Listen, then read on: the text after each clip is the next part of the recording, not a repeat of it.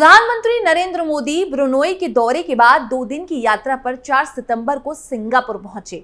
यहां भारतीय समुदाय के लोगों ने उनका भव्य स्वागत किया। इस दौरान पीएम मोदी ने ढोल भी बजाया। आपको बता दें कि ब्रुनोई के राजा हसनल बोल्किया ने प्रधानमंत्री मोदी को न्योता दिया था। आज तक भारत का कोई प्रधानमंत्री ब्रुनोई के दौरे पर नहीं गया है। पीएम मोदी भारत के पहले प्रधानमंत्री हैं जो ब्रुनोई गए हैं।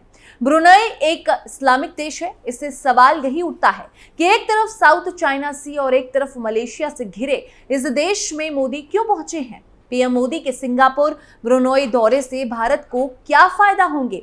क्या अरब देशों से रिश्ते सुधारने की सोच रहे हैं मोदी? ऐसे ही कई सवालों पर होगी बात और साथ ही हमारे खास शो बियॉन्ड बॉर्डर में बताएंगे किस तरह पीएम मोदी के तगड़े संदेश से बौखला गया है चीन। तो चलिए शुरू करते हैं। पीएम मोदी ने चीन की बढ़ाई टेंशन। इस्लामिक देश ब्रुनेई क्यों गए पीएम मोदी? भारत को मिल गया 90,000 करोड़ का निवेश। ब्रुनेई सिंगापुर दौरे से भारत को क्या होंगे फायदे? नमस्कार, आप देख रहे हैं कैपिटल टीवी और मैं हूं आपके साथ पारुल त्रिपाठी। प्रधानमंत्री नरेंद्र मोदी बुधवार यानी कि 4 सितंबर को सिंगापुर की 2 दिवसीय यात्रा पर पहुंचे हैं। पीएम मोदी सिंगापुर के अपने समकक्ष लॉरेंस वोंग के नियंत्रण पर यहां पहुंचे हैं, जो इस दक्षिण पूर्व एशियाई देश की उनकी 5वीं आधिकारिक यात्रा है। प्रधानमंत्री मोदी ब्रुनोई की अपनी पहली आधिकारिक यात्रा समाप्त करने के बाद सिंगापुर पहुंचे हैं। पीएम मोदी का सिंगापुर दौरा बहुत खास है। सिंगापुर इस क्षेत्र में भारत का मित्र रहा है। आइए अब जानते हैं प्रधानमंत्री मोदी के ब्रुनोई और सिंगापुर दौरे से जुड़े कुछ अहम सवालों पर उनके जवाब भी देंगे। पीएम मोदी क्यों गए इस्लामिक देश ब्रुनेई? विशेषज्ञों के मुताबिक हाल ही में वियतनाम और मलेशिया के राष्ट्रपति ने भारत का दौरा किया था। भारत की राष्ट्रपति द्रौपदी मुर्मू भी तिमोर लस्ते का दौरा करके लौटी हैं। अब प्रधानमंत्री मोदी ब्रुनोई दौरे पर पहुंचे हैं। इसके बाद वो सिंगापुर पहुंच चुके हैं। ये दर्शाता है कि भारत दक्षिण पूर्व एशियाई क्षेत्र को कितना महत्व देता है। पिछले साल विदेश मंत्रालय के सेक्रेटरी ईस्ट सौरभ कुमार एक डेलीगेशन लेकर ब्रुनोई गए थे। यहाँ उन्होंने विदेश मंत्रालयों की एक बैठक में भाग लिया था। तब दोनों देशों के बीच ये तय हुआ था कि भारत और ब्रुनोई अपने राजनयिक संबंधों के 40 साल पूरे होने पर एनिवर्सरी मनाएंगे। इसी वजह से प्रधानमंत्री मोदी ब्रुनोई गए हैं। भारत के लिहाज से ये विजिट क्यों खास है? ब्रुनोई डिफेंस, ट्रेड, एनर्जी और स्पेस टेक्नोलॉजी जैसी 4 अहम वजहों से लिहाज से भारत के लिए खास है। इसके अलावा स्पेस टेक्नोलॉजी के क्षेत्र में ब्रुनोई भारत का महत्वपूर्ण साझेदार है। भारत जब सैटेलाइट लॉन्च करता है तो उनकी ट्रेनिंग के लिए भारत ने कई जगहों पर ग्राउंड स्टेशन बनाए हुए हैं। इसी के साथ मद्देनजर भारत ने ब्रुनोई के साथ 2018 में एक MOU साइन किया था। इसे cooperation in elementary training and command station for satellite नाम दिया गया था। वर्तमान में ये स्टेशन भारत के लिए बखूबी काम कर रहा है। इस लिहाज से ब्रुनोई की अहमियत बढ़ जाती है। इसके बदले में भारत ब्रुनोई के लोगों को स्पेस टेक्नोलॉजी से जुड़ी ट्रेनिंग दे रहा है। एनर्जी के क्षेत्र में ब्रुनोई भारत का अहम साझेदार है। ब्रुनोई भारत को तेल निर्यात करता है। हालांकि हाल के दिनों में रूस से भारत के बढ़ते तेल आयात की वजह से ब्रुनोई के साथ तेल की खरीद में गिरावट आई है। अब प्रधानमंत्री के इस दौरे के दौरान दोनों देशों के बीच गैस को लेकर समझौता हो सकता है। दूसरी तरफ डिफेंस के क्षेत्र में भारत के नौसैनिक जहाज ब्रुनोई का दौरा करते रहते हैं। अब भारत इस साझेदारी को आगे बढ़ाते हुए ब्रुनोई के साथ एक joint working group on defence की स्थापना करने वाला है। ये ग्रुप भी इस दौरे के दौरान ही स्थापित होगा। क्या ये दौरा चीन और साउथ चाइना सी विवाद के लिहाज से हो रहा है? भारत के लिहाज से देखें तो ब्रुनोई साउथ चाइना सी में बहुत खास रोल प्ले नहीं करता है। हालांकि चीन के साथ साउथ चाइना सी को लेकर चल रहे विवाद वाले देशों में ब्रुनोई भी शामिल है, लेकिन इसे लेकर ब्रुनेई और चीन के बीच वैसा संघर्ष नहीं दिखता है जैसा चीन का फिलीपींस के साथ दिखता है। ब्रुनेई भी चीन का विरोध करता नहीं दिखता है। हालांकि इसका मतलब ये नहीं है कि ब्रुनेई की चीन के दावे को स्वीकार कर लिया है। दूसरी तरफ भारत भी साउथ चाइना सी को लेकर अंतर्राष्ट्रीय नियमों के मुताबिक शांतिपूर्ण समाधान निकालने की बात करता है। संभव है कि इस विजिट के बाद दोनों देशों की तरफ से जारी होने वाले साझा बयान में भी भारत इस बात को दोहराए।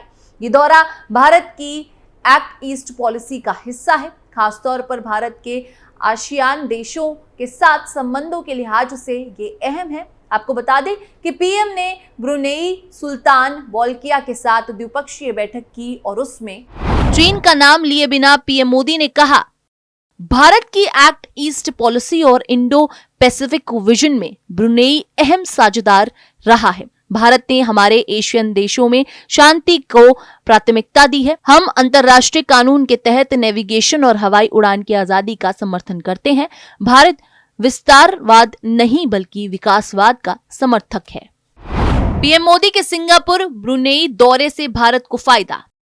पीएम मोदी और ब्रुनेई सुल्तान बोल्किया के बीच रक्षा, व्यापार, शिक्षा, तकनीक और स्वास्थ्य जैसे अहम मुद्दों पर चर्चा हुई है।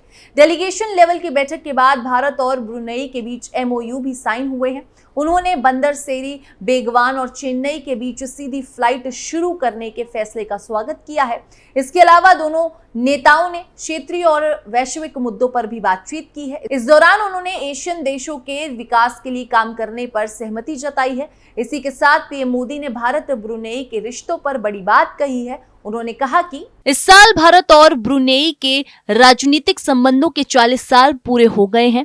ऐसे में हमने तय किया है दोनों देशों के रिश्तों को एनहेंस्ड पार्टनरशिप का दर्जा देंगे। मुझे खुशी है कि भारतीय समुदाय ब्रुनेई के विकास में अपना योगदान दे रहा है। एशिया के सबसे बड़े वित्तीय केंद्र से मजबूत होती भारत की दोस्ती। सिंगापुर और भारत के बीच आर्थिक रिश्ते लगातार मजबूत होते रहे हैं। एशिया का सबसे बड़ा वित्तीय केंद्र, ये देश भारत का छठा सबसे बड़ा व्यापारिक साझेदार है।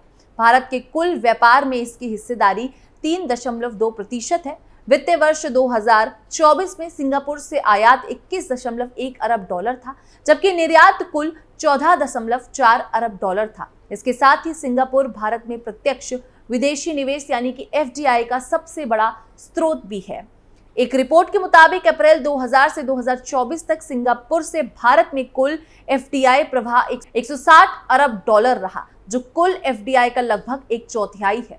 सिंगापुर केवल व्यापार के लिए महत्वपूर्ण द्विपक्षीय भागीदारी ही नहीं रहा है, बल्कि एशिया, प्रशांत और दक्षिण पूर्व एशिया में इसने भारत के लिए प्रवेश द्वार के रूप में भी काम किया है। ब्रुनेई से मजबूत होंगे रक्षा संबंध। सिंगापुर के साथ समुद्री सुरक्षा पर फोकस। ब्रुनेई के सुल्तान हाजी हसनल बोल्किया ने 1992 और 2008 में भारत की राष्ट्रीय यात्रा की थी।